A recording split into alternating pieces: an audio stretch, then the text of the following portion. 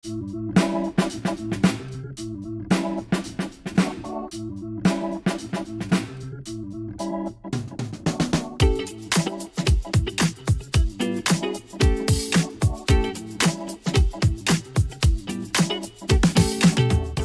տաքսին քեզ բերում ասխալ հասցե, բայց ի վերջո ընկնում ես ճիշտ շոուի մեջ, դա արդեն լավ նշան է։ Բարի գալուստ Ներսարի գիշերային շոու։ Ներսում հյուրերն են հումորի անսպառախտյուր Կարեն Արությունովը եւ էներգիայի արքաներ Ռուբեն Հակոբյանն ու Արա Ասլանյանը։ Բայց մինչ այդ միացեք ու վայելեք եւ դիմավորեք նավիգացիոն հեգնանքի վարպետ Ներսես Ավետիսյան։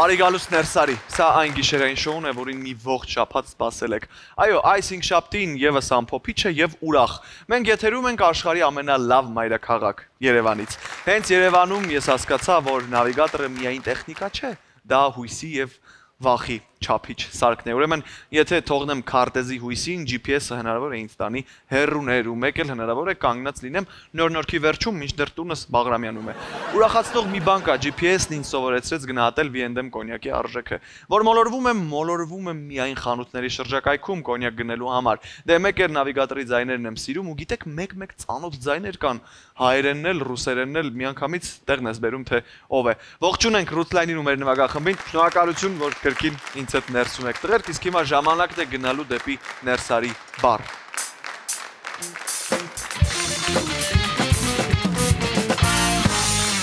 Իսկ հիմա ժամանակն է հասկանալու, թե ինչպես է իրեն զգում մեր սիրելի V&M կոնյակը։ Այսօր պատրաստում եմ նոր ստեղծագործություն, քաղաքային մոլորվածություն։ Ուրեմն բաղադրիչներն են V&M կոնյակ 7 տարեկան։ Ահա։ Քաղաքային բարության խտանյութ, այսպես ասենք, հա, V&M կոնյակ 7 տարեկանը։ Լցնում ենք V&M 30 միլիգրամ յուրաքանչյուր անձի համար։ Լցնում ենք սև տաք սուրճ Երևանի անսպասելի շրջադարձներ իրականացնելու համար։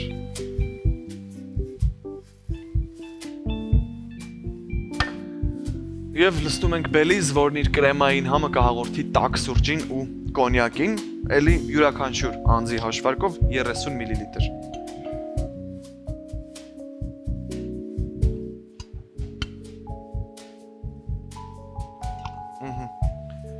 Բելիզը եւս լցրած է։ Այս անգամ խառնում ենք ուղակի երկար գթալով։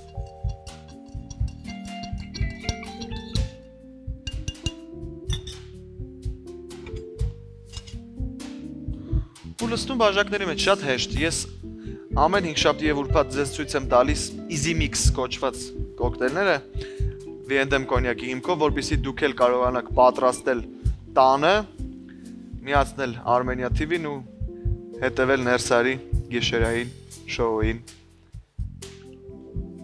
Շատ համեղ կոկտեյլով վերջում մի քիչ թիթիզանալու համար ուրեմն կավելացնենք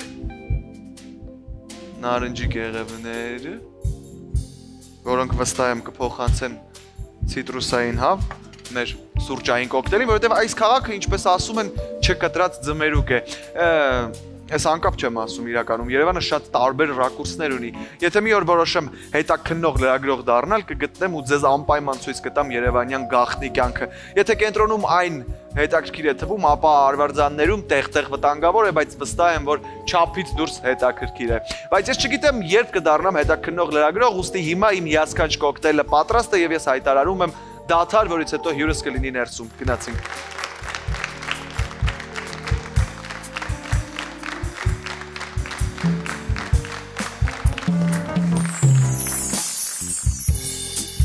Իսկ հիմա ներս կգա մի մարդ, ով ոտքի վրա փոխում է իր ձայնը առանց ջանքի, կարողանում է հևալ, լացել ու աղմկել։ Կարեն Արությունով։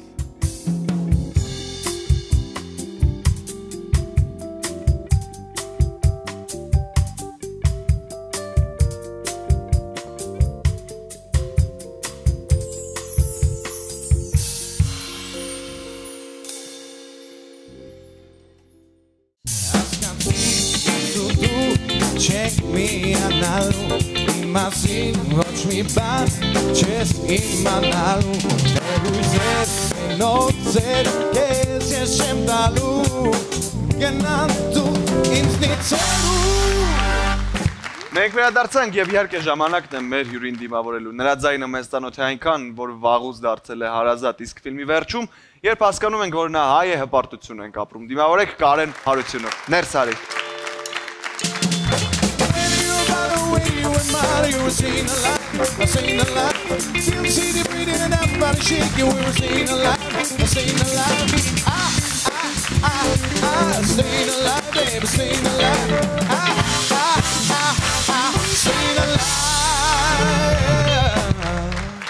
Կարեն, բարի երեկո, բարի գալուստ ներս, բարի գալուստ Հայաստան, շատ ուրախ եմ քեզ տեսնել ներսում, որ ճիշտն ասեմ, դու դուբլյաժի հսկա ես, սցենարիստ, ռեժիսոր, պրոդյուսեր, ու քեզ գտնելը նույնիսկ GPS-ով շատ դժվար է, բայց ես ուրախ եմ իսկապես, որ մենք քեզ գտել ենք ու դու այսօր ներսում ես, ոնց ես։ Барри Ярико, добрый вечер.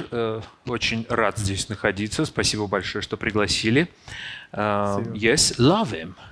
Մենք հայերեն ենք այսօր լսելու նաև Կարենի շուրթերից։ Я думаю, как пойдет. Тут Ծանոթ ձայներ ենք լսելու նաև պաստորեն շատ զրույցի ընթացքում։ Գանք սկզբից Կարեն, դու ծնվել ես Թբիլիսիում, մեծացել Աստրախանում ու այս միջավայրը ոնց ազդեց քո մասնագիտության վրա։ Ну, конечно же, все в положительном ключе, потому что любая смена обстановки, я это все воспринимал как путешествие и какие-то новые открытия в жизни, поэтому, пожив немного в Тбилиси, и, собственно, с рождения пожив в Тбилиси, я вкусил вот этот вот тбилисский вайб, грузино-армянский даже, потому что я грузинский армянин, так получился, да, вот. Потом мы переехали в Астрахань, уже вот этот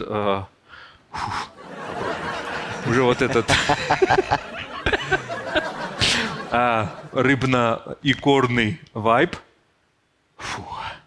да, и в общем, это абсолютно другие эмоции, другие впечатления, потому что на тот момент у меня были такие очень, двоякие чувства, потому что уезжаешь из родного края и вдруг другое место, незнакомое тебе, но это тоже оказалось таким тоже приятным местом и частью моей жизни стало. А после уже я, конечно же, переехал в Москву и всю свою карьеру, но я и в Астрахани начинал карьеру, и в Тбилиси на самом деле я начинал карьеру. Просто так я очень медленно начинал, но, как говорится, чем медленнее идешь, тем лучший результат. Երկար կգնաս, եթե դանդաղ գնաս։ Լավ, կարիերան սկսվել է կավեինում, հա, սաբոտաժ թիմում, այս փորձը ոնց ձևավորեց նաև քո հումորային ոճը։ Карьера началась, да, самая активная началась в период студенческих лет. Была создана команда КВН «Саботаж», такое название, потому что Академия права, юридический вуз, и думали вокруг, крутили какое-то название, так как уже существовала команда КВН «Криминал», название было такое. Мы подумали, будет классно, если будет «Криминал», «Саботаж», все такие очень экспрессивные названия. И КВН – это очень большой опыт, я благодарен КВНу, потому что, на мой взгляд, на тот период лучшая школа по выпуску звезд. Я до сих пор считаю, что это КВН, особенно в тот период. Поиграв немного в КВН за студенческие вузы и межстуденческие лиги, мы объединились в сборную города и уже попали в более привилегированную лигу от КВН.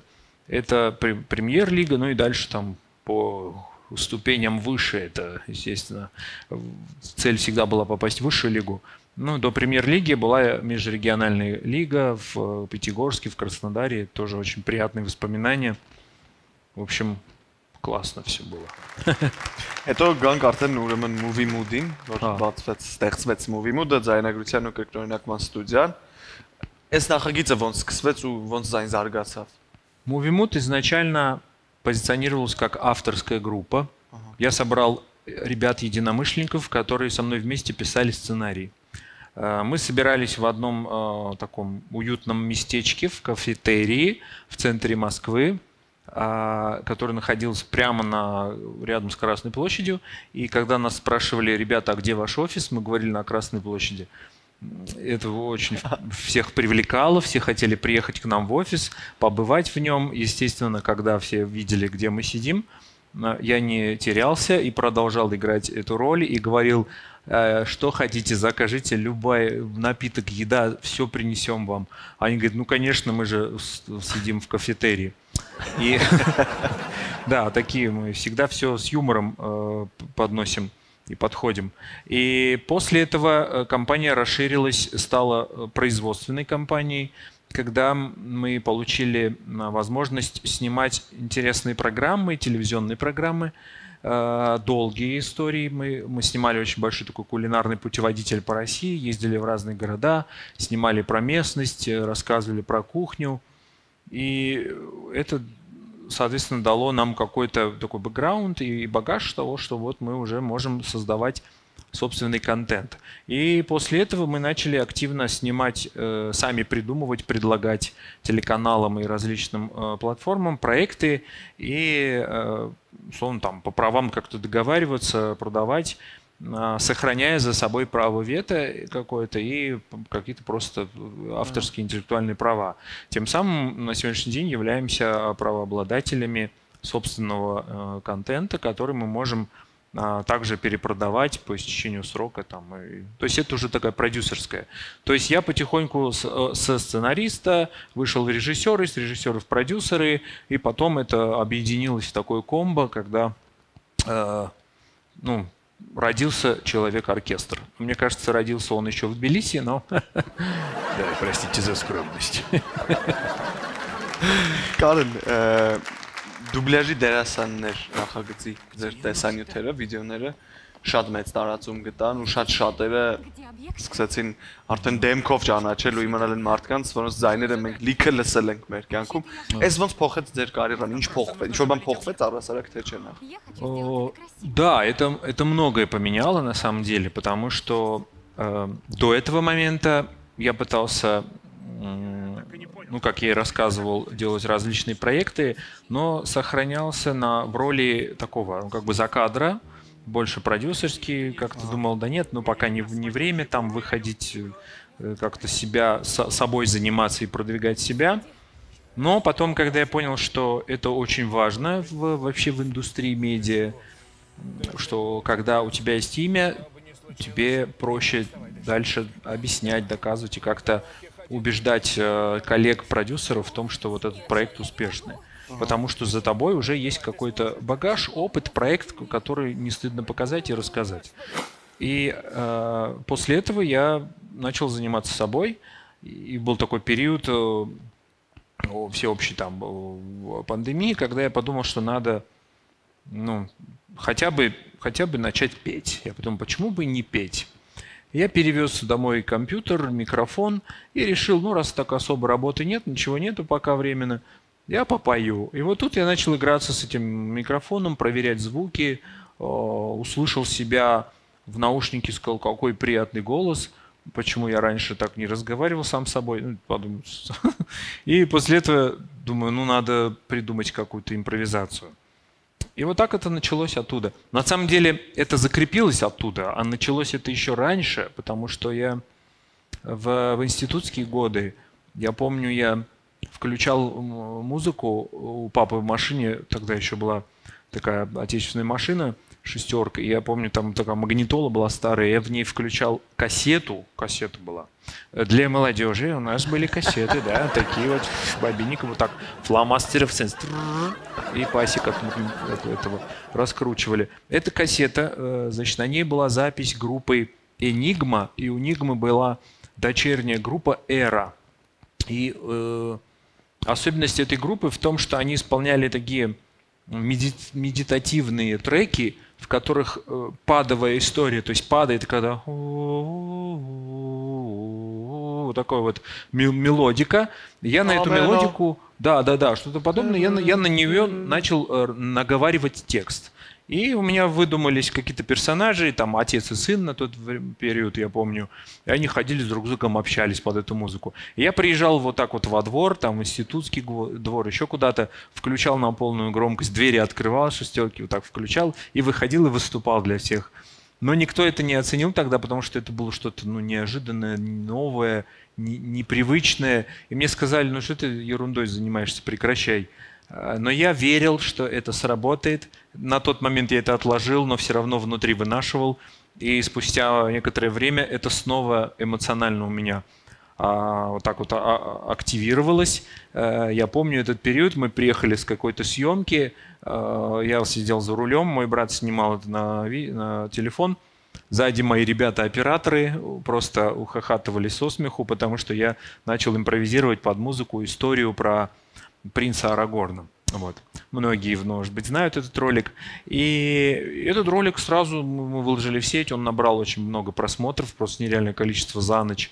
Люди начали писать приятные отзывы, комментарии. Все говорили, чувак, тебе надо озвучивать, иди в кино, озвучь какой голос и так далее. И я потихоньку это все как бы считывал, выписывал себе заметки, говорил, так, ага, это вот это реагирует вот так, это вот так. То есть я проводил некую аналитику, которая мне потом помогла создать этот проект, и высчитав определенные временные биты, я на них, собственно, и ориентировался, когда создавал вот эту замечательную историю про актеров дубляжа.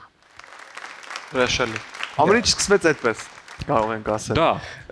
Այս տարիների ընթացքում մենք ամեն դեպքում այդ վիդեոներից հետո լսել ենք շատ տարբեր կերպարներ Կարեն ձեր միջոցով, շատ տարբեր ձայներով։ Այ որն է այն ամենասիրելի կերպարը, որ դուք ամենաշատն եք սիրում։ Ну, мой любимый, это, конечно, я его придумал, этот Мейсон Пауэр. Это персонаж такой, мексиканский спецагент, который в одиночку накрыл картель Хуана Альвареса. Вы даже не представляете. Это было очень легко, понимаете? Просто потому, что у меня большой опыт. Вот так перевоплощаюсь, да, неожиданно. Хочу заметить, что это настолько сильно уже во мне, что иногда я не контролирую этот персонаж. Он может самостоятельно включаться, сам появляться в какой-то момент, когда я, например, в чем-то сомневаюсь, что-то хочу придумать там, но боюсь там что-то переспросить, ну, стесняюсь или что-то. В этот момент, когда сам я, как Карен, что-то стесняюсь, что-то появляется этот Мейсон Пауэр, который: давай, что ты тупишь, смелее, ты же мужик, ну же, сделай это. Что, нужно спросить, давай я за тебя спрошу, послушай, ты иди сюда. И я такой, нет, подожди, я как будто с ним разговариваю, не надо, неудобно. Заткнись, я сейчас все сделаю, иди сюда. То есть он более смелый, он более такой очень брутальный, и это круто. Альтер-эго я дарну. Это альтер-эго, да, и это, конечно же, меня насторожило, чтобы поизучать с точки зрения медицины, не опасно ли это, потому что мы наверняка знаем известные кинофильмы про альтер-эго, да, про Билли Миллигана, у которого было 23 личности. Я побоялся, что вдруг что-то превратится, я уже не буду контролировать. Все придут ко мне, такой, все образы. И мне сказали, что нет, это нормальное состояние, это вы не переживайте, как-то это называется, как-то мегаломания или мания величия, когда человек воображает себя и разговаривает через персонажей кино. Вот. Он говорит, гораздо страшнее, когда человек слышит голос в голове и делает, что они говорят. Это уже немножко... Это были хорно. Да. Я говорю, это Веном, и эта женщина говорит, да, и убежала. Видимо... Հրաշալի։ Արի խոսենք Երևան 23 նախագծի մասին, ինչի համար դու Երևանում ես, Հայաստանում, ու ես ինչքան տեղյակ եմ, այս պրոյեկտը պատմելու է Երևանի քաղաքային միջավայրի մասին մարդկանց։ Ինչն է քեզ ոգեշնչել այս թեմայով ֆիլմ ստեղծելու համար։ Ոնց ծնվեց այդ իդեան։ Это, да, очень крутая идея. Мне предложили поснимать ее как режиссеру. Я, естественно, прочитав сценарий, углубился, там добавил свое какое-то видение, еще каких-то шуток. Это комедия, это приключенческая комедия. Это, мне кажется, интересно будет не только российскому зрителю, но и армянскому, потому что мы будем снимать полностью внутри вот города, в центре Еревана. И обычно, когда приезжают снимают все как-то за городом, в горах, там тоже показывают красивый пейзаж. Но здесь мне хотелось показать, и хочется показать такой... Пулпулак. Да, Ереван такой вот очень, вот как он есть, весь этот шарм, так можно сказать, вкусность и вот всю какую-то эклектику, которая есть вообще. Потому что когда ты проходишь мимо зданий из черного туфа, оранжевого туфа, это очень необычно глазу. И мне кажется, это тоже нужно показывать. Я помню в старых известных фильмах армянских, таких как «Мужчины» там, или «Девушка с севера», там очень много показывали Ереван, но он все равно имеет свое какое-то состояние души, потому что это состояние души это для тех, кто вырос тогда, и для тех, кто смотрит там те же советские фильмы, потому что они по-другому воспринимают это все. Даже мы, я уверен, сейчас включим советский фильм, для нас это другое. Даже звучание другое у советского фильма, потому что это все записывалось на пленку, перезаписывалось, там даже все эти... Вот это вот все слышно. Да. А здесь это немножко другое, это современные там технологии использовать будем в кино конкретно для этого. И несмотря на это, хочется передать вот этот вот антураж. Вот. Эта история, вкратце, если говорить, это приключения туристов из России в Ереване, которые приезжают, на самом деле, ради одного, но попадают в приключения просто, где нету никаких ситуаций, то есть они безвыходные, и за этим интересно наблюдать, потому что наши герои — это ансамбль очень удачных и классных, и смешных, талантливых артистов, которые согласились принять участие в этом проекте. Я считаю, что это такая очень весомая, такая вообще в этом фильме яркое такое, движущийся такой, они все время вместе в кадре. Я называю это такая движущаяся группа. Ансамбль артистов, актеров, которые это сделают это кино. Բայց ես գիտեմ որտեղ կոնկրետ ֆիքսացիա կա ցայտախբյուրների վրա, пулпулакների вրա, ասած. Да, если так вкратце рассказать, да, там по сюжету все ищут, естественно, все ищут. Я просто не хочу раскрывать, спойлерить полностью сюжет. Я попробую сейчас это очень как грамотно сказать. Туристы из России приезжают в Ереван, чтобы попить водичку из пулпулака. Но они даже не догадываются, что этот пулпулак непростой. Смотрите в кино. Да, на больших экранах этот фильм выйдет, я думаю, через год, может быть, чуть раньше. Вообще сейчас, мне кажется, еще пока рано говорить, потому что съемки идут сейчас, и мы уже вот активны. Буквально я прям со съемок к вам пришел в студию сегодня. Видите, вот прям так снимался. Да, конечно, нет, я переоделся. Очень эмоционально, а главное весело и задорно, я хочу сказать. Потому что команда, которая на проекте работает, она частично из Армении. Мы нашли общий язык со всеми. Все классные, дружные.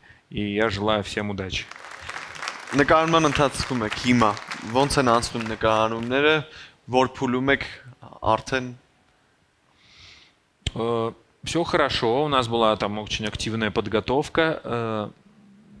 Съемки идут очень динамично, я бы сказал. Где-то, конечно, нервно, но без этого никак. Очень яркие сцены есть, очень много объектов мы снимаем. Самое, конечно, яркое, это когда мы снимаем в самом центре Еревана, полностью перекрывая все улицы. Ну, не все конкретно, но конкретно там очень значимые улицы перекрываем. И интересно иногда наблюдать за реакцией людей, потому что многим это нравится, ну что-то происходит, и начинают там снимать, вау, кино, а кто-то, естественно, есть такая категория людей, вечный ворчун, я называю. Это когда...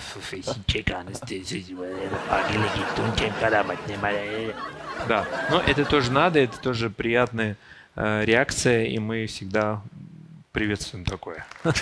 Ես հաջողություն եմ մաղթում ձեզ ու ամբողջ ստեղծագործական թիմին ու անհամբերությամբ սպասում երբ Երևան 23-ը լինելու մեծ էկրաններին։ Կարեն, շնորհակալություն որ ներս ուներ, բայց այսքանով բաց չենք թողնում դեռ։ Քեզ մենք ունենք շանս նման, այնպես որ ես պիտի խնդրեմ փոքր էքսպերիմենտ միասին կրկնօրինակման փորձով ներսում։ Okay. Okay, Let's go. Okay, բայց մանրամասները եւ դու եւ հեռուստադիտողը կիմանանք կարճ դադարից հետո, այնպես որ դադար այս բան։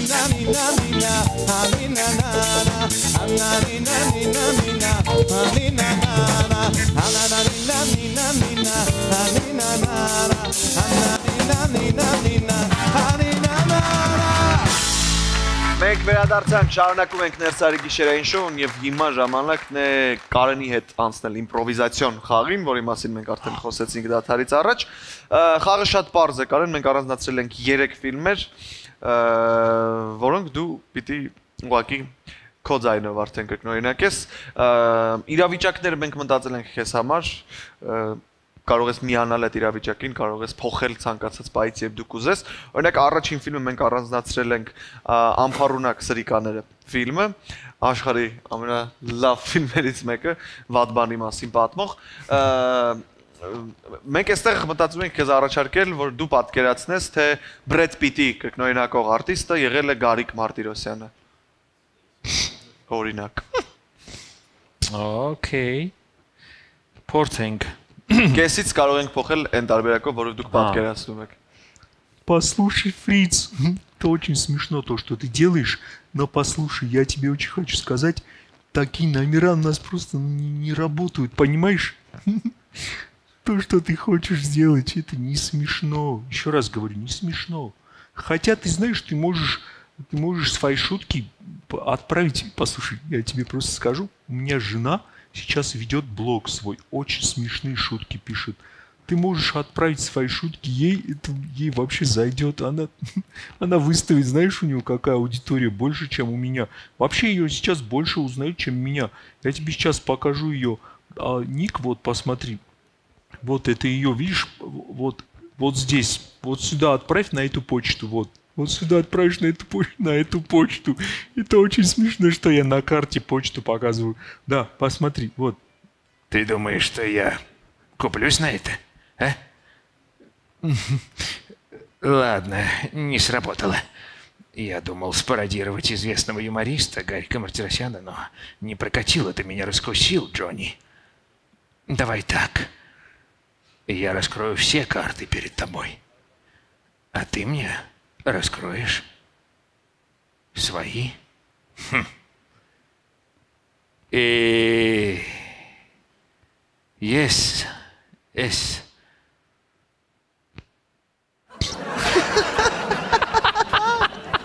Վերջում ուզում էի հասկանալ այ ուրա գնում նոր կերպարը գալի։ Просто закончилось.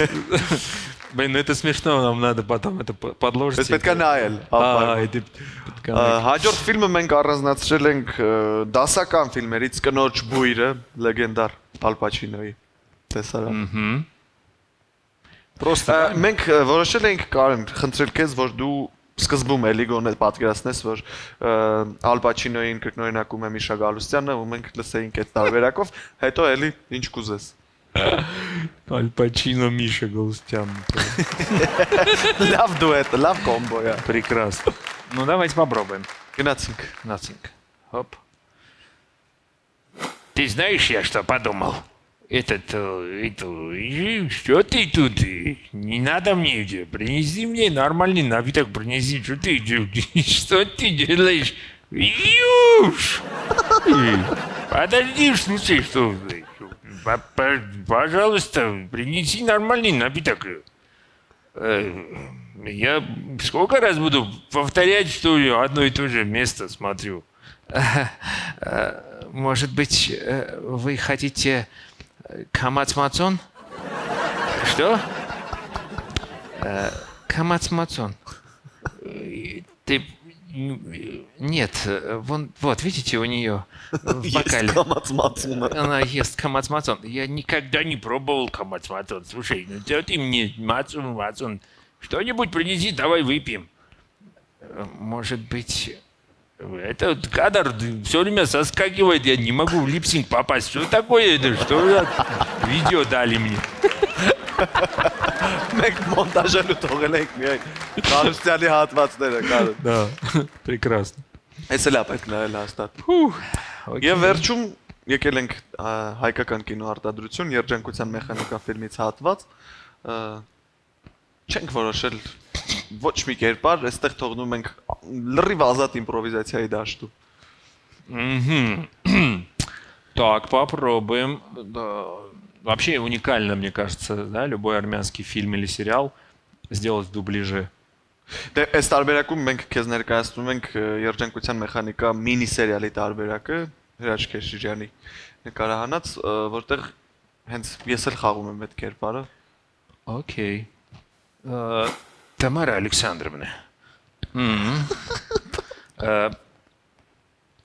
Я, конечно, понимаю, что 2 – это плохая оценка, но давайте так, подальше от чужих глаз и ушей.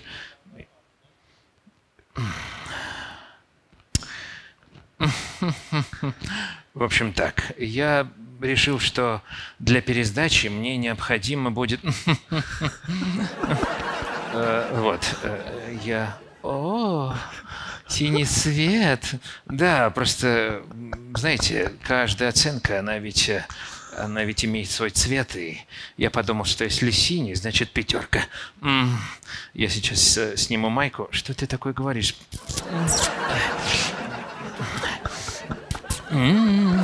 Янкас. Спасибо. Да, это, конечно, было неожиданно. Да, вот Արագ такой. պիտի գնամ տուն քեչապ անեմ ու նայեմ այս հատվածը նորից անպայման։ О, даже захотелось мне тоже пересмотреть. Это такая сцена. Да. Շեցի Comedy Club-ից էլի մի հատված։ Զիչանը, մարա։ Շնորհակալություն Կարեն, շնորհակալություն, որ եկակներ, շնորհակալություն իմ բոլոր հարցերին պատասխանելու համար։ Շատ ուրախ եմ ձեզ տեսնել Հայաստանում, Երևանում, ներսում ու սպասում եմ միշտ գրկաբացորեն ներսում նոր պատմություններով ու նոր նախագծերով։ Շնորհակալություն, ես էլ եմ շատ ուրախ։ Ես եմ շնորհակալ, որ ներսում եք։ Իսկ մենք, սիրելի հեռուստադիտողներ, կհանդիպենք կարճ դադարից հետո, որովհետև շարունակելու ենք Ներսարի գիշերային շոուն։ Բայց դու չես գալիս, միայն քո մասին եմ լալիս, քեզ եմ կարոտել այն մոտս, սիրելիս, քեզ կանչում եմ պես, ու անընդհատ սպասում, երեկոտ քո ճամփիներ ես նայում, երեկոտ քո ճամփիներ ես նայում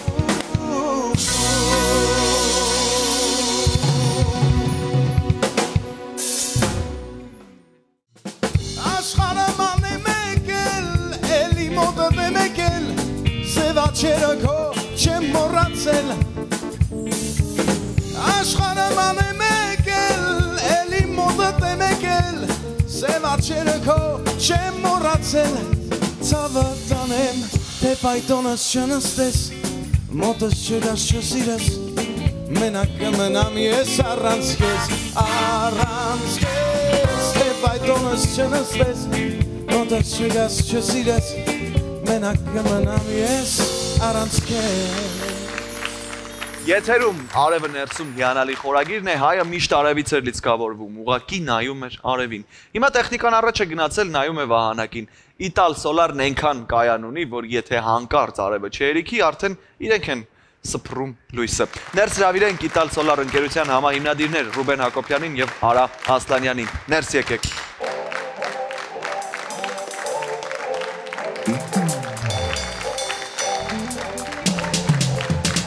I got you, moonlight, you're my starlight. I need you all night. Come on, dance with me. I'm into you, moonlight, you're my starlight. I need you all night. Come on, dance with me. I'm into you. Բարի երեկո, բարի գալուստ ներս, շատ ուրախ եմ ձեզ կրկին տեսնել ներսում ու շնորհակալ որ այստեղ եք։ Այսօր ուզում եմ մարդկանց պատմենք միասին ձեր հաջողության պատմությունը, երկու երիտասարդ ընկերներ, հաջողակ ու կայացած բիզնեսմեններ։ Ոնց սկսվեց այս ամենը, ուր գնաց ու շատ կարճ ժամանակում դուք գրանցել եք հրաշալի հաջողություններ ու այսօր դաշտում կարևորագույն ներկայացուցիչներից եք։ Արևը մեր տներ բերող։ Երրորդ տարին է ինչ բացվել ենք, երրորդը չէ լրացել, մինչ այդ աշխատում ենք այլ արևային ընկերությունում, որտեղ վաճառքներ ենք գրանցում։ Այդտեղ մենք բարդությունների առաջ կանգնեցինք ու գնացինք մի հատ մեծ ռիսկի, որը որ շատ դժվար ու շատ բարդ էր սկզբնական շրջանում ներսես ջան։ Ու ընկանք մի հատ մեծ պատմության մեջ։ Այդ պատմությունը մի քիչ ավելի հուզական է, քիչ ավելի բարդ է, եթե սկիզբը պատմեմ շատ ավելի հուզական է, հա, ինքը ավելի դրամատիկական է, որովհետև հիշում եմ, օրինակ նոր կուլիսներում հիշում էինք, որ ռոխլի էինք հավաքում, ռոխլի ոնց է հայերեն, չգիտեմ, ոնց է կոչվում, այդ որ ներկում են պատերը,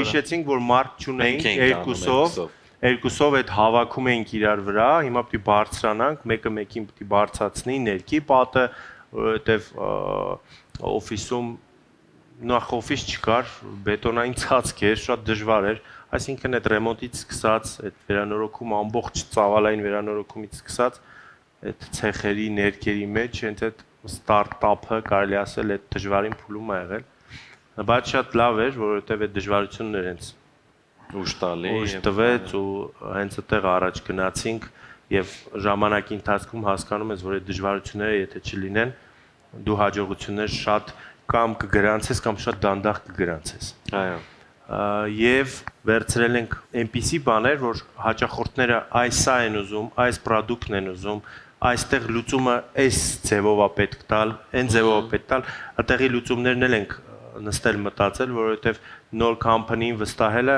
հաճախորդները չէին վստահում, շատ դժվար էր։ Ասում էին մենք ձեզ չենք ճանաչում, դուք ինչ ընկերություն եք, ախր ինչ Իտալ Սոլար, ինչ փորձ ունեք, ձեր տեղադրած կայանները ցույց տվեք։ 1-2 կայան էինք տեղադրել, ասում ենք ես երկուսն է, մենք իդեպ մեր շատ լավ հաճախորդ ունենք, անունը չտամ, մեզ վստահեց մեծ կայան, ասեց տղեկ ես ձեզ վստահում եմ, դուք գնաք առաջ, ես ուզում եմ ձեզնից վերցնեմ իմ արևային կայանը եւ շատ հաճախորդներ օգտվեցին մեզնից, մենք էլ ենք շատ շնորհակալ մեր հաճախորդներին, ամեն ինչ անում ենք, որ իրաց ամեն ինչ լավ լինի։ Ես ուզում եմ էլի սկզբի վրա մնանք, դեռ այդ որոշման, որովհետեւ առհասարակ շատ դժվար է, հա, նախ դուրս գալ կոմֆորտ զոնայից, որը միշտ փրկում է լճացումից, կայացնել այդ որոշումը, գնալ այդ համարձակ քայլին ու ունենալ արդյունքը, բայց աշխարհը, սա լոկալ խնդիր չի, աշխարհի խնդիրն է, որ գուցե խնդիրը չի դա։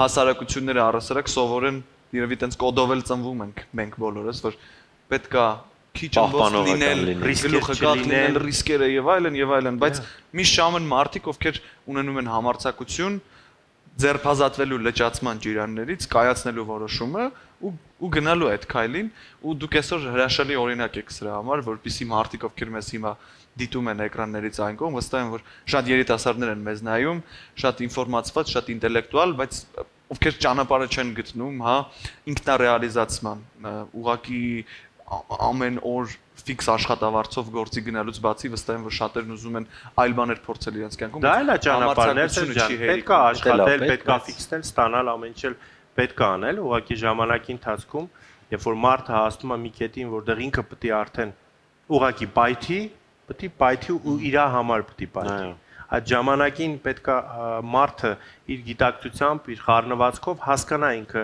ոչ միայն ռիսկը, նաև այդ պայթելու միտումը։ Ինչա ուզում, ինչի համար է ուզում։ Եվ ինքը կեսից կկանգնի արդյոք։ Բայց շատ դեպքերում հենց այդ որոշումը դժվարակայացնել հենց այդ փուլում, երբ դու արդեն ունես քո ստաբիլ աշխատանքը, ունես լավ եկամուտ, դու ամենաբարձր դաշտում, բայց քո մտքում կան այդ կպչուն մտքերը, այդ ворթերը, որոնք քեզ ասում են արա, հենց տենց էլ եղել է։ Այդ պահի մասին պատմեք։ Մեկը ստեղ է նստած լինում, մեկը ստեղ, մեկը հենց այդ պահն է պատմեմ։ Մենք ուրեմն աշխատում էինք արդեն մոտ տարուկես, հաջողակ նույն ոլորտում, շատ լավ։ Մենք կորպորատիվ բաժնի վաճառքի մասնագետ էինք, ավագ մասնագետ եւ այլ, եւ բավականին խոշոր նախագծեր էինք վաճառում եւ բավականին մեծ գումարներ էինք աշխատում։ Ուղղակի իմ բախտն էլ բերեց ինչ-որ առումով, որ Արոն մի քիչ ուրիշ խառնվածքի է։ Ես իր այդ շփվելով հասկացա, որ չկա սահման։ Ու ինքը ինձ միշտ ասում էր, չէ պետք է անենք, չհաջողելու ենք։ Ասում եմ, Արո ջան, սպասի, ոչ փող կա, ոչ մարդ կա։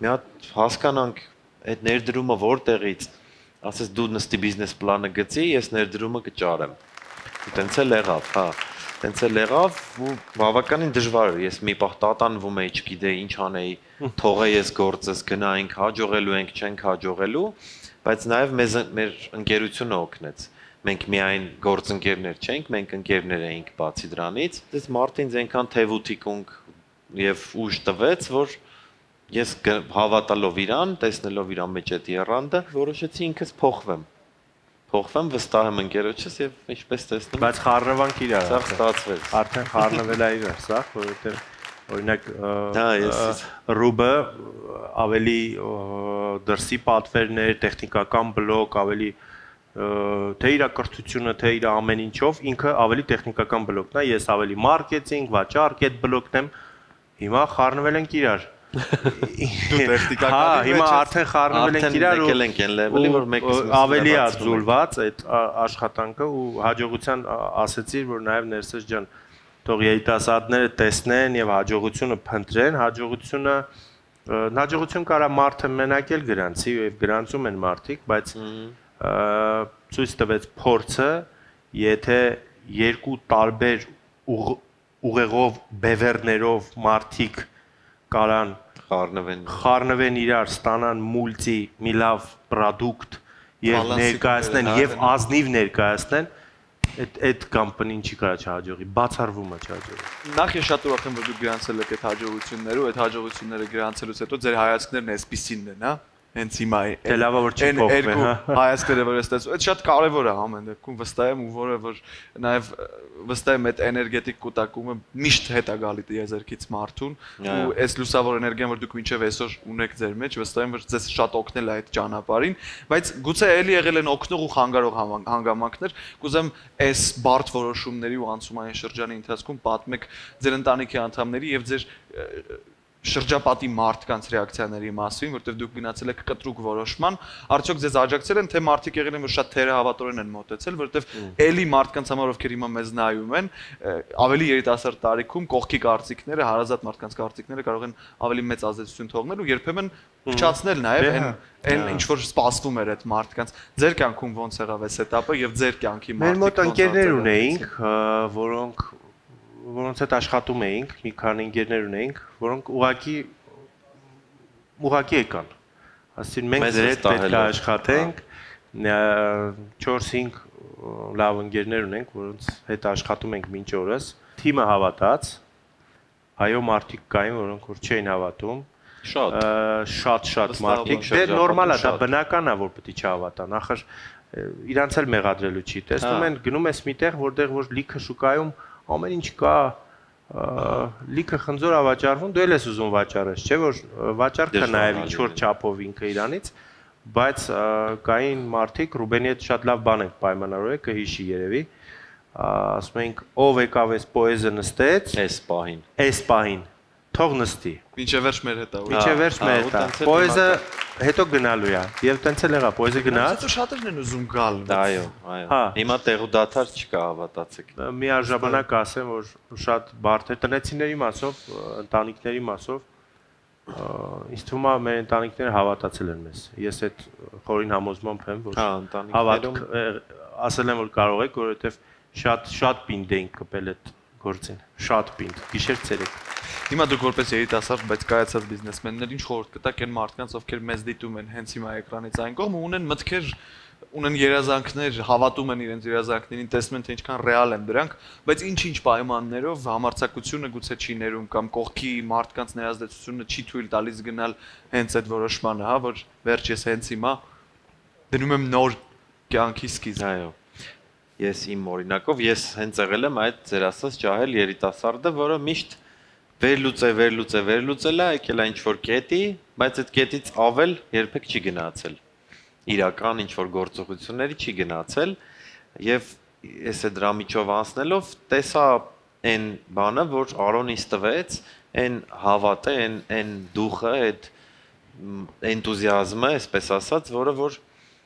կամ կա մարդու մեջ, կամ չկա։ Դի պրոստը բախտդ բերի մի քիչ կողակիցդ, կողքի մարդիկ, որտեվ մենակ մարդը տենց դժվար էլի, շատ դժվար է, բացառիկ դեպքեր են, որ տենց մարդը ինքնին մենակով նստի սախ մտածի, հետո սկսի մենակով իրականացնել, միշտ պետքա ինչ-որ կողքից քեզ գաղափարակից ընկեր։ Եվ վստահել եմ, այսինքն այսօր դժվար է էլի մի հոգի տենց մարդ ունենաս, որը որ քեզ առաջ կբրդի։ Ու դա մարդու բնույթ է, դա այնպես չի, որ սովորելու վրա է կամ նստենք սովորենք, թե ոնց գնանք ռիսկի։ Նույնիսկ հիմա էլ մենք ամեն առավոտ Արոյի հետ սկսում ենք այտենց զրույցներից, բարոյհոգեբանական, որ պետք է գնանք այս ձեռքբերմանը, այս հաջողությանը, անընդհատ նոր ուղղություն։ Իրա մեջ բան չի փոխվել։ Ուզում ա դառնա ես իմ առաջի խոշոր հարկատուն, ինքը միշտ ասելու է, քիչ է, էլի է պետքա գնանք առաջ, պետքա նոր ուղղություն, ավելի մեծ ռիսկեր, չէ՞։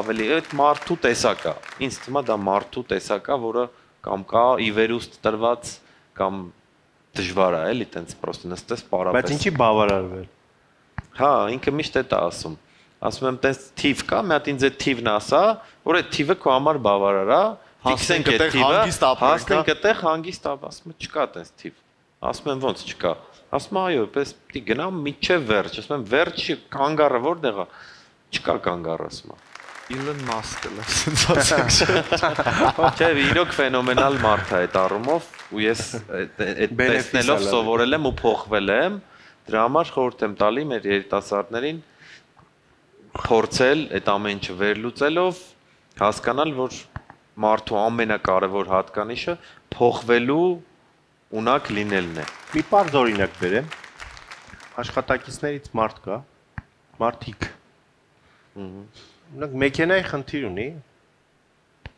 25-30 տարեկան տղա է, ինքը մեքենա չունի։ Ինքը գնում է մոտիվացիոն դասընթաց անցնում, տրեյնինգներ անցնում, լուրջ տրեյն անցնում։ Ասում եմ, լավ, այսքան ժամանակ որ գնացել ես, ինչի չես մտածել, ինչի չունես դու մի բան, որը կարաս դու շատ աշխատելով ունենաս։ Ասում եմ, բա որ գումարը չկարանամ տամ։ Լավ, բավոր տաս։ Ու երբ որ ասում ես բավոր տաս, իր մոտ լրիվ փոխվում է։ Որ ուշադրություն դարձնես ներսես։ Մեծ մասը ասում է բավոր չկարանամ։ Չկարանալուց են խոսում։ Կարենալու մասին մտածում։ Կարանալու մասին խոսք չկա։ Կարանալու մասին խոսք չի ասում, բավոր կարանամ։ Նախ բավորը այդ պետք է հանելը տեղից, կկարանա կամ չի կարանա։ Այո։ Ում պետքա կարանա։ Մի բանա երազես, որ կարող ես, մի բանա հասնես, տեսնես, չես կարում, չկարողանաս։ Իրական, հա, չստացվի։ Բայց շատ ավելի ճիշտ է, որ հասկանաս, որ դու կարող ես, եթե թեկուզ չստացվի քո մոտ, դու հասկանաս, որ դու փորձել ես։ Այո։ Նախ եւ առաջ այսօր լիքը խնդիրներ կա այդ բնագավառում, բարեհոգեբանական խնդիրներ շատ կա, որի համար ոչ մեկ չի արտահայտվում եւ չի խոսում,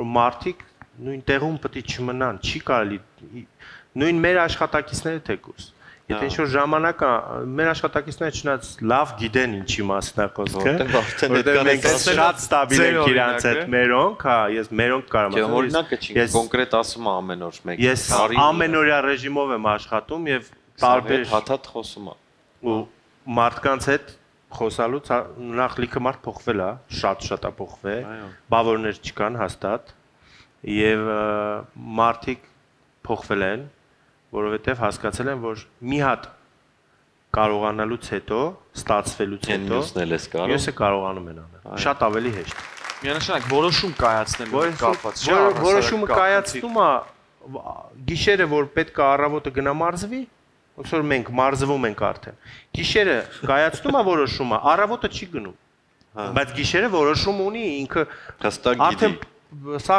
տոպրակը ամեն ինչ ունի իր մոտ դրված, որ առավոտը գնալու է պարապի, բայց ինքը առավոտ չի գնում պարապի։ Միանշանակ համաձայն եմ ձեզ հետ, որոշումներ ու դրանց հաջորդող քայլերն են ամենակարևոր երևույթները երևի կարիերայում ու հաջողությունների հասնելու համար։ Այս 3 տարում, լավ, ինչեր գրանցեցիք ձեր կյանքում, ինչ փոխվեց ձեր կյանքում, հա, որտեվ էլի մարդիկ ովքեր նայում են ողջավորությամբ ու պատկերացնում են իրենց կյանքում հաջողության պատմությունը իրենց առաջն ու հետոն մարդկանց պատկերացումներում շատ է տարբերվում։ Այ շատ մարդիկ էլի մտածողության հարցը, որ ինչ-որ բաներ այսօր չեն անում, ասում են, այ որ էս լինի, էս լինի, էս կանեմ, բայց այդ երբեք չի լինելու, եթե դու հիմա սա չանես։ Մի քիչ պատմենք նաև էս սա շատ կտրուկ փոփոխություն է, շատ մեծ փոփոխություն է։ Ինչ կետեր են ակտիվացել, առաջ եկել, հետ գնացել կամ գուցե ամեն ինչ մնացել է նույնը, ոչինչ չի փոխվել։ Ուզում եմ պատմեք այս մեծ ինտերվալի մասին, որպեսզի մարդիկ էլ իմանան ինչա տեղի ունենում մարդկանց կյանքում, ովքեր շատ արագ հաջողություն են գրանցում։ Այս ամեն ինչի փոփոխությունը հետևյալն է, եզրակացությունը, նախորդ մեր թեմայի հենց շարունակությունն է, որ մենք այսօր կարողացել ենք ձևավորենք մի հարթակ, մի աշխատավայր, որտեղ 86 հոգի են այս պահին աշխատում, գնալով շատանում են եւ անընդհատ մեր աշխատակիցների քանակը ավելանում է, բայց դա չի միայն կարևորը, որ քանակն է ավելացել, հա, այսինքն մեզ համար, ինձ համար փոխվել է կյանքում հետևյալը, որ ես տեսնում եմ, որ մենք նոր եւ ջահել, բանիմաց, կրթված մարդկանց համար ստեղծել ենք հարթակ, որ իրանց կյանքը փոխում է։ Նաեւ մեր կյանքն է փոխվել, բայց այդ 86 աշխատողը վստահ եմ բոլորին առանձին, որ հարցնեք, իրանք գտել են այն տեղը, որտեղ Արոյի ասած բոլոր սկզբունքները աշխատում է։ Այո, դու կարաս, դու ունենալու ես, դու անելու ես, դու հաղթելու ես։ Եվ այդ իմ համար ամենամեծ մոտիվացիան է եւ ամենամեծ լավ բանն է։ Այո, մենք էլ ենք անձնապես հաջողել,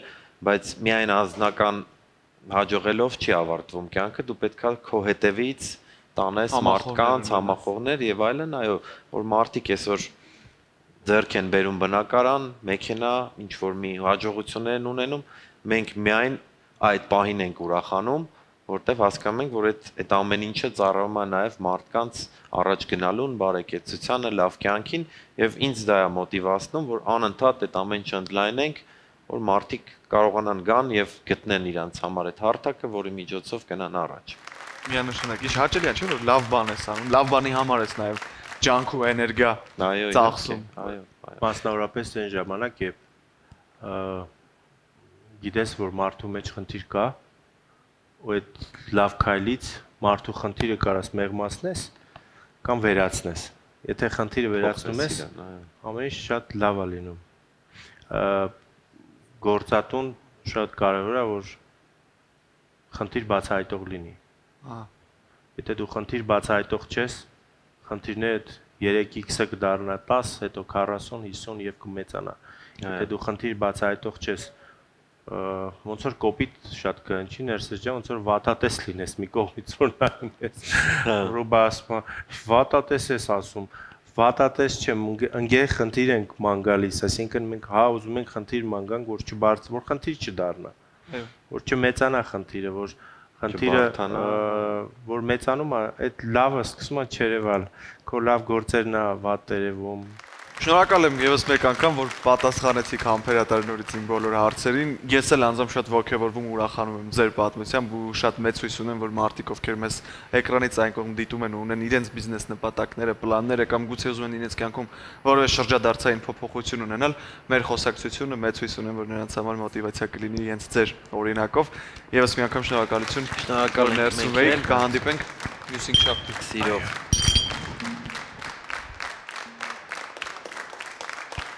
Դե ինչ, այսքանով այսօր ավարտում ենք Ներսարի գիշերային շոուն։ Մենք այսօր պարզեցինք, որ էներգիան փոխակերպվում է, բայց չի կորչում։ Շնորհակալություն բոլորին, ովքեր մեզ հետ էին, մնացեք բարով, եղեք խաղաղ, կհանդիպենք շատ շուտով։ Բարի գիշեր։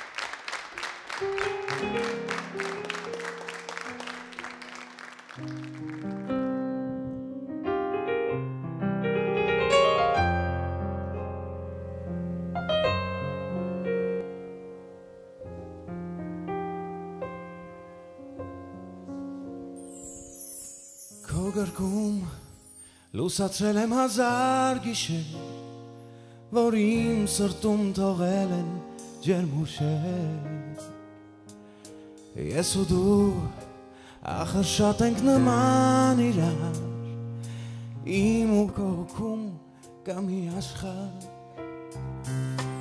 երբ սիրո փոխադարձ խոսքը չի ասվել, քեզ հետ եմ ես կիսվել ու արտասվել, հարազատ, իմ հոգուն հարազատ անում, որ իմ սրտից չի հեռանում, Երևան անչափ սիրում եմ քեզ, Երևան հոգումս ես, ինչ էլ որ լինի, միասին ենք երկուսով, Երևան դու լավ օրերս ես, Երևան անգերս ես, անցյալից եկանք ու հիմա էլ կանք երկերով,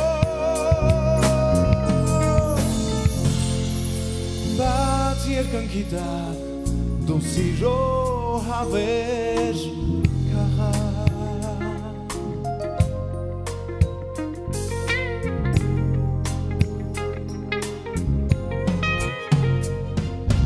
ես գիտեմ նեղանում ես ամբողջ հոգով, երբ ես քեզնից հեռու եմ օրերով, բայց հաստատ վերադարձս քեզ մոտ եմ միշտ, ես ու դու կիսել ենք սեր թե վիշտ, օրեցօր քո պատկերն է փոխվում միայն, բայց մեկ է սրտերում քաղաքն ես այն, որ երբեք չի թողնի մեզ երբեք մենակ, դու իմ սիրո հավերժ քաղաք, Երևան անչափ սիրում եմ քեզ, Երևան հոգումս ես, ինչ էլ որ լինի, միասին ենք մեկ երկուսով, Երևան ընկեր օրերս ես, Երևան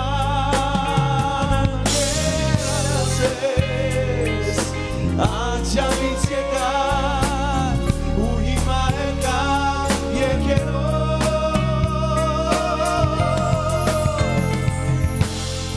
բայց երկնքի տակ դու սիրո հավեր քաղաք, Երևան, այո, բարի գիշեր, եթերում Ներսարին էր, շնորհակալություն բոլորին, կհանդիպենք։